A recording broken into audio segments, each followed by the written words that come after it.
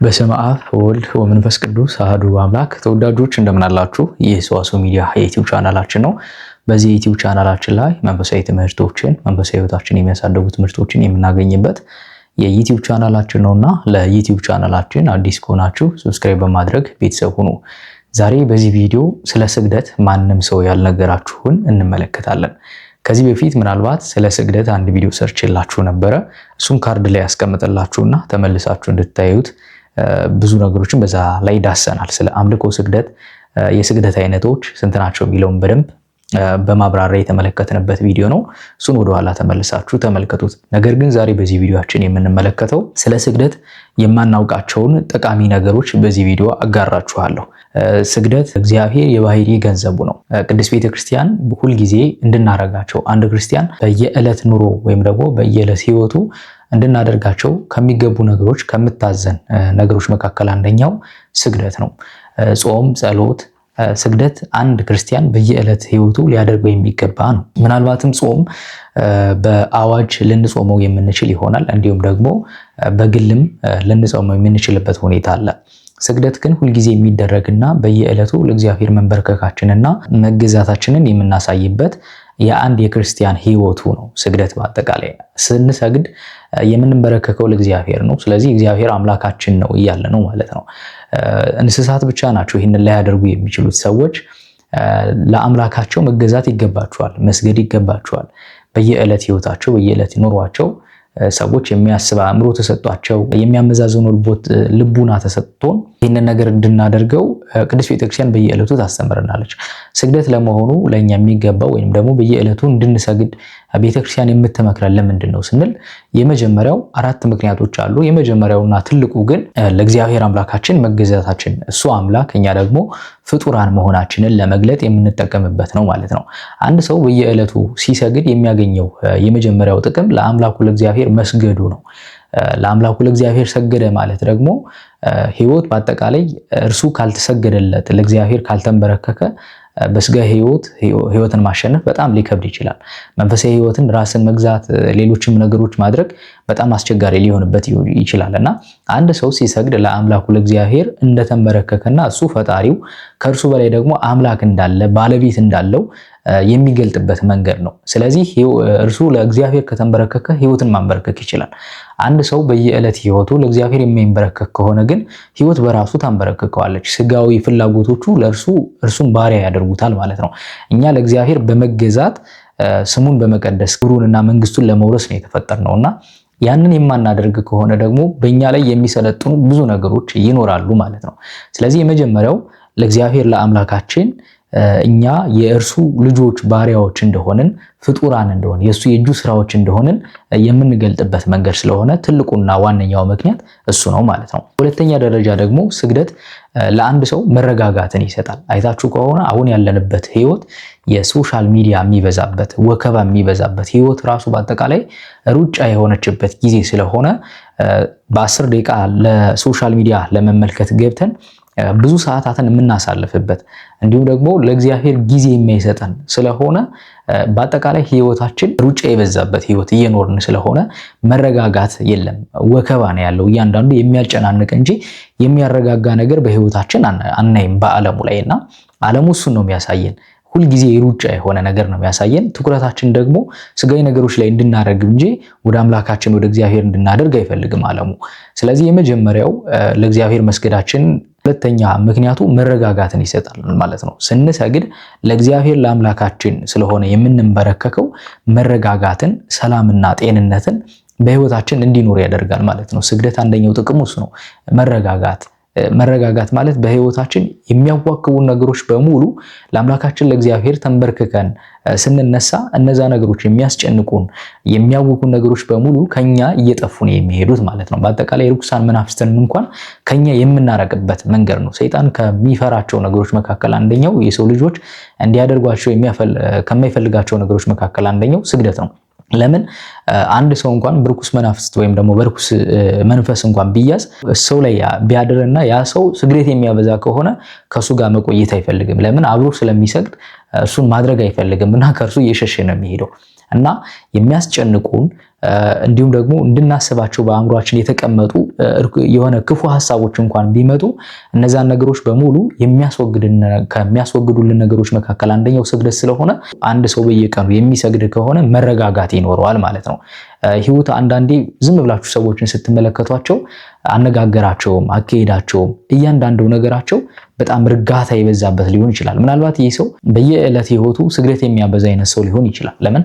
ሲሰግድ መረጋጋትን ያገኛል ከእግዚአብሔር። ለሚያስጨንቁት ነገሮች በሙሉ ወደ ህይወት የሚመጡ የሚያስጨንቁ የሚያስጠብቡት ነገሮች በሙሉ እነሱ ነገሮች ሲሰግድ ለአምላኩ ለእግዚአብሔር ሲንበረከክ ከሱ ስለሚሸሹ ለምን ፈጣሪ እንዳለው እሱ የተገኘ እንደሆነ አስገኝ እንዳለው ለእግዚአብሔር እየተንበረከከ እያሳየ ስለሆነ እነዚህ ነገሮች ከእርሱ ጋር መቆየት አይፈልጉምና መረጋጋትን ይሰጠዋል ማለት ነው። ሌላኛው ሶስተኛው ደግሞ ማስተዋል እንዲኖረን ያደርጋል። አንድ ሰው በየዕለት ህይወቱ ስግደትን የሚሰግድ ከሆነ በህግ የታዘዘው ለምሳሌ የአምልኮ ስግደት ሁልጊዜም የሚቋረጥ አይደለም፣ የምንሰግደው ነው በየዕለቱና ስግደት ስንሰግድ አንድ ሰው ማስተዋል እንዲኖረው ያደርጋል ማለት ነው። ዓለሙ ቅድም እንዳልኳቸው የሚያስጨንቁ በጣም በርካታ ነገሮች አሉ። ሶሻል ሚዲያ ወከባ ነው፣ ቁጭ ብለን እንድናወራ የሚያደርገን ነው። በአንድ ርዕሰ ጉዳይ ላይ ብቻ ትኩረታችን እዛ ላይ ነገር አድርገን የመንፈሳችን ወይም ደግሞ የመንፈሳዊ ህይወታችን እንዳንመለከት የሚያደርገን ስለሆነ ዓለሙ አንድ ሰው እየሰገደ ሲመጣ ግን ማስተዋል እንዲኖረው ያደርጋል። ያ ማለት በህይወቱ ምን ማድረግ እንዳለበት፣ ወዴት መሄድ እንዳለበት፣ ምን መስራት እንዳለበት የቀን ህይወቱ እንዲሁም ደግሞ የወደፊት ህይወቱ እንዲስተካከል ያደርጓል። ማስተዋል ከቻለ እነዚህ ነገሮች በደንብ እንዲቀርጽ ያደርገዋል ማለት ነው። ስለዚህ እንድናስተውል ከሚያደርጉ ነገሮች መካከል አንደኛው ደግሞ ስግደት ነው፣ ከጸሎት በተጨማሪ ማለት ነው።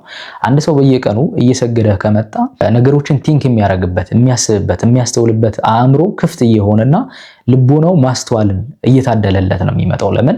ለአምላኩ ለእግዚአብሔር እየተንበረከከ ስለሆነ በየቀኑ እግዚአብሔር ያንን ጸጋ ለእርሱ ይሰጠዋል ማለት ነው። ስለዚህ ስግደት ማስተዋል እንዲኖረን ከሚያደርጉ ነገሮች መካከል አንደኛው ነው። ነገሮችን የምናይበት፣ ለምሳሌ አንድ ሰው እንደዚህ ያደረገ ሲባል ከመፍረድ ይልቅ መንፈሳዊ ነገሮችን እንድንመለከት እንደገና ደግሞ የህይወታችን አቅጣጫ ደግሞ በየት መንገድ መሄድ እንዳለበት እንድናስተውል ይረዳናል ስግደት ማለት ነው። ስለዚህ አንድ ሰው ሲሰግድ ማስተዋል በልቦና ውስጥ እንዲኖር ያደርገዋል ማለት ነው። ሌላኛው ደግሞ አራተኛው ራሳችን እንድንገዛ ያደርገናል። አሁን ካይታችሁ ከሆነ ዛሬ ገንዘብ ይዘን ገንዘባችንን የምናውልበትን ቦታ አናውቅም። እንደገና ደግሞ ስጋዊ ፍላጎታችን በጣም እየጨመረ የሚመጣበት ሁኔታ ሊኖር ይችላል። በተለይ ደግሞ አንድ ሰው አብዝቶ ከበላ ከጠጣ በኋላ የማይሰግድ ከሆነ ስጋዊ ፍላጎቱ በጣም እየጨመረ ስለሚመጣ ራሱን መግዛት የሚባል ነገር በህይወቱ አይኖርም። ትንሽ ነገር ስሜታዊ ያደርገዋል። ትንሽ ነገር ሊያነጫንጨው ይችላል። ትንሽ ነገር ስሜቱን ሊጎዳው ይችላል፣ ሊሰበር ይችላል በትንሽ ነገር ማለት ነው። እና አንድ ሰው እየሰገደ በየቀኑ የሚመጣ ወይም ደግሞ በየቀኑ የሚሰግድ ከሆነ ደግሞ ራሱን መግዛትን ይለማመዳል። ምን ማድረግ እንዳለበት በጥንቃቄ ያውቃል። በህይወቱ የሚያናድዱ ነገሮች፣ በህይወቱ የሚያበሳጩ ነገሮች ሲመጣ ራሱን እንዴት መግዛት እንዳለበት፣ ስሜቱን እንዴት መቆጣጠር እንዳለበትና ራሱን በመንፈሳዊ ህይወት እንዴት መቃኘት እንዳለበት ስለሚረዳ በየቀኑ የሚሰግድ ሰው በጣም የተረጋጋ ማንነት እንዲሁም ደግሞ ራሱን ማስተዋል እንዲኖረው እንዲሁም ደግሞ ራሱን እንዲገዛ ያደርገዋል ማለት ነው። ስግደት በጣም ትልቅ የህይወት አካላችን ነው።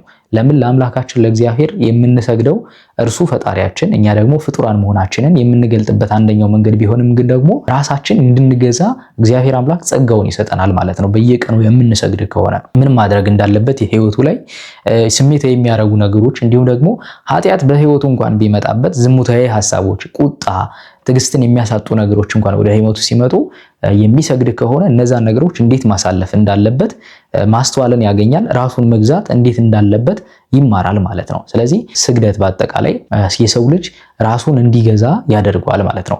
ሌላኛው የመጨረሻው አምስተኛ ግን ቅድም ያነሳውላችሁ አንደኛው ጉዳይ ነው። እርኩሳን መናፍስትን ከኛ እንዲሸሹ ያደርጋል ማለት ነው። አንድ ሰው ህይወት የምታሸንፈው ህይወት የምታጨናንቀው በህይወታችን ብዙ ነገሮች ይገጥሙናል። በህይወታችን የምንፈልጋቸው ነገሮች ሊኖሩ ይችላሉ። እንደገና ደግሞ እኛን የሚያበሳጩ ህይወት አልሳካ ያለን አንደኛውን ስንሞክር ሌላኛው አንደኛውን ሳንሰቅ ድብልልቅ የሚልብን ጊዜ ሊኖር ይችላል እና በዚህ ጊዜ ምንድነው ማድረግ ያለብን? በህይወታችን መስገድ ነው፣ ስግደትን ማብዛት።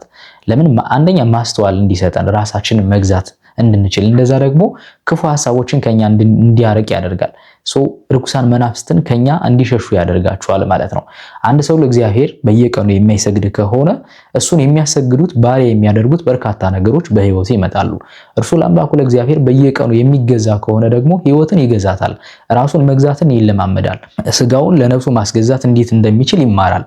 በየቀኑ የማይሰግድ ከሆነ ግን ህይወት በራሱ ስጋዊ ፍላጎት በራሱ ይሰለጥኑበትና ልክ እንደ እንስሳ እንዲኖር ያደርጉታል ማለት ነው። ስጋዊ ፍላጎቱን ብቻ ማድረግ እንዲችል ወይንም ደግሞ ያን ነገር ስጋዊ ፍላጎቱን ብቻ እንዲፈጽም ይገፋፉታል ማለት ነው። አጠቃላይ ስጋን ለነፍሳችን እንድንገዛ ከሚያደርጉ ነገሮች መካከል አንደኛው ስግደት ነው።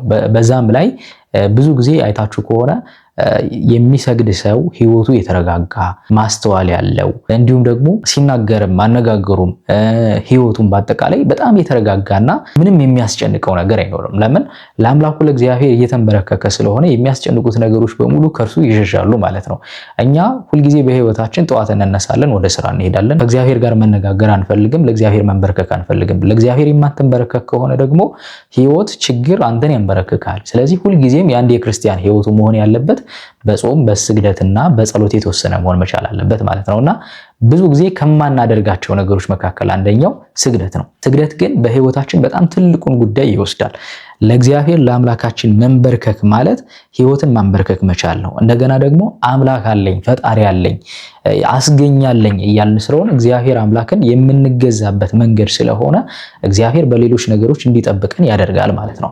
ስለዚህ የአንድ ክርስቲያን ህይወቱ በየዕለት ህይወቱ ማድረግ ከሚገባቸው ነገሮች መካከል አንደኛው ስግደት መስገድ ነው። ቤተክርስቲያናችንን በየቀኑ ይህንን ታስተምራለች። ስግዱ ለእግዚአብሔር በአጸደ መቅደሱ ይላል ቅዱስ ዳዊትና ለእግዚአብሔር በየዕለቱ በአጸደ መቅደሱ መስገድ ያስፈልጋል ማለት ነው። ምናልባት ስለ አምልኮ ስግደት ወይም ደግሞ ስለ እንዴት የስግደት አይነቶች ቅድም እንዳልኳቸው የሰራኋቸው ቪዲዮዎች ስላሉ እነሱን መመልከት ያስፈልጋል ማለት ነው። ስለዚህ ከዛሬ ጀምሮ በየቀኑ ትንሽ ትንሽ አድርገን መስገድን መለማመድ መቻል አለብን። ስግደት ቁጥሩ ይሄን ያህል ነው ላይባል ይችላል። ለምሳሌ ቅዱስ ቤተክርስቲያናችን የምታስተምረን በየቀኑ አንድ ክርስቲያን 252 ስግደት እንዲሰግድ ነው። ግን ያ ባይቻለን እንኳን ከትንሹ ጀምሮ 12፣ 21፣ 41፣ 64 እያደረግን በየቀኑ በመለማመድ አንድ ሰው አቅሙ በሚፈቅድበት መንገድ በመስገድ ለአምላኩ ለእግዚአብሔር መንበርከክ በህይወቱ ማስተዋልን እንዲሁም ደግሞ ራሱን መግዛትን በተጨማሪ ደግሞ መረጋጋት እንዲኖረው ከሚያደርጉ ነገሮች መካከል ይሄ ስለሆነ አንደኛው ስግደት ስለሆነ በየቀኑ በትንሹ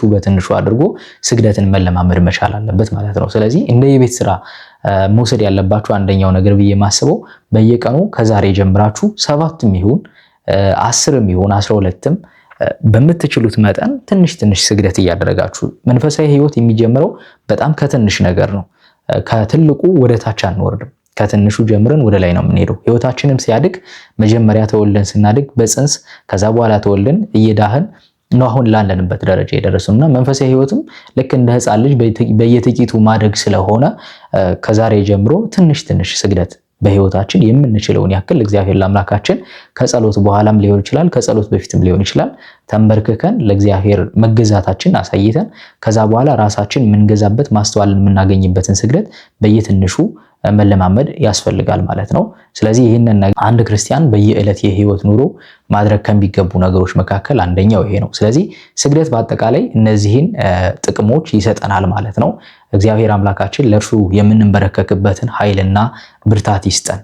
ብዙ ጊዜ አይታችሁ ከሆነ እኛ ለዓለሙ ሰልጥነን ለእግዚአብሔር ግን እንሰንፋለንና እግዚአብሔር ይህንን ስንፍናችን አስወግዶ ደግሞ ለእርሱ የምንበረታበትና ለአምላካችን እግዚአብሔርን ልክ ዓለሙ እንደምንፈልገው ከዛም በላይ እግዚአብሔርን የምንፈልግበትን አስተዋይ ልቦና ያድለን። አቤቱ ቅዱስ እግዚአብሔር አምላካችን በአንድ ልጅህ በጌታችን በመድኃኒታችን በኢየሱስ ክርስቶስ በእርሱ ያለ ጽን ክብር ላንተ ይገባል። ከእርሱም ጋራ ከመንፈስ ቅዱስም ጋራ ትክክል የሚሆን ዛሬም ዘወትርም ለዘላለሙ አሜን። በያላችሁበት ሰላም እግዚአብሔር ከእናንተ ጋር ይሁን። ይቆየን።